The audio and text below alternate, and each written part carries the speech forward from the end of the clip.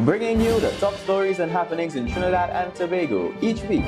You're watching This Week in Review right here on Trinidad Media, hosted by Kiegs.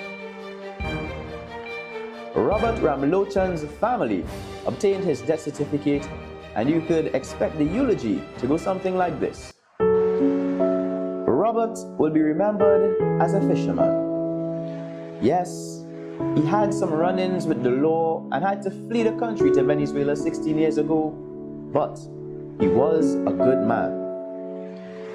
If the family is lucky, Robert might even beat his drug possession charge and be released from the Princestown police station in time to deliver the eulogy himself.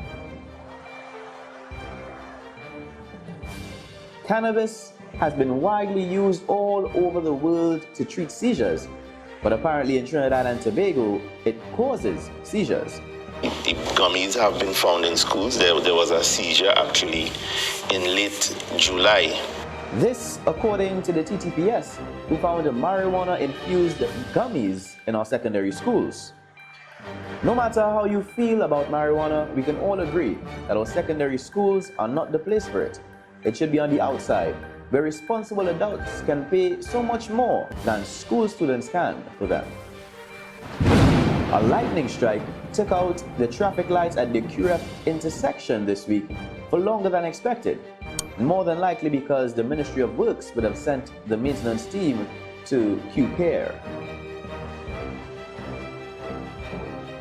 As we prepare for another election year, Watson Duke is displaying skills that we never knew we needed in a leader.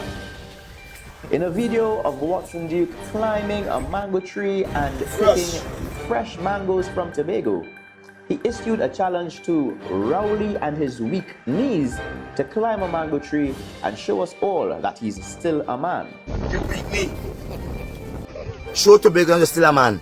Climb a mango tree. We've been begging for a change in our politics for years, so it's refreshing to see Watson not using the usual mudslinging, even if it's being replaced with a touch of absurdity.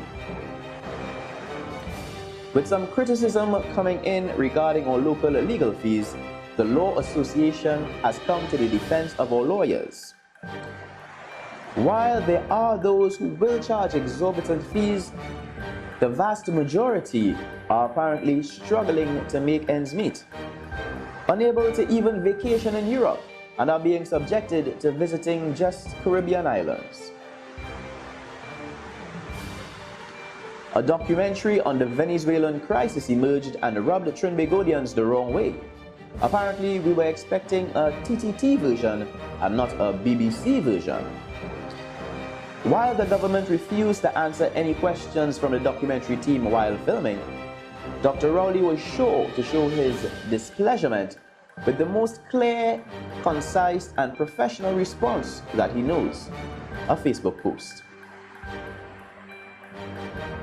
In other news, don't let the threat of Tropical Storm Karen distract you from the fact that the government is selling the Petrotrin refinery. Detractors of the PNM have let us know all along that the plan was for Dr. Rowley to sell the refinery to one of his friends, and I, for one, had no idea that Dr. Rowley and Ansel Roger were so close. The refinery is being sold to the OWTU.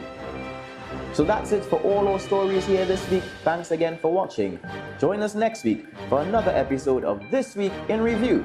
And don't forget to follow us on Facebook and Instagram at Trinidad Media and at Hosted by Kiegs. See you next week.